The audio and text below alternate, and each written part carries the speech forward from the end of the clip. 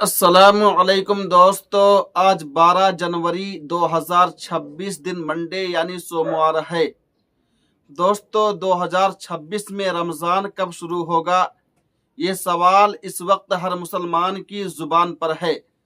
Social media پر طرح طرح کی تاریخیں گردش کر رہی ہیں، لیکن اب رمضان المبارک سے متعلق ایک اہم اور قابل اعتماد خبر سامنے آ گئی ہے۔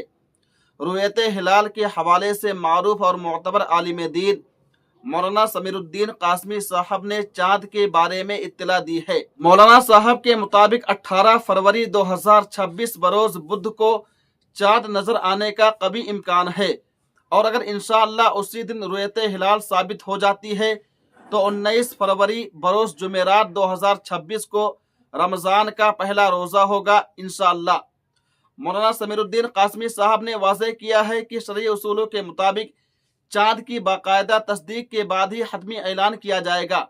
ہم آپ سب سے گزارش کرتے ہیں کہ غیر مصدقہ خبروں پر دھیان نہ دیں اور رمضان المبارک کی تیاری ابھی سے شروع کر دیں۔ اللہ تعالی ہمیں رمضان کی برکتیں رحمتیں نصیب فرمائے، آمین۔ دوستو، اس ویڈیو کو اس خبر کو زیادہ سے زیادہ شیئر کیجئے، زیادہ سے زیادہ پہنچائیے، اور ہمارے چینل ارمغان حق کو ضرور سبسکرائب کر لیجئے۔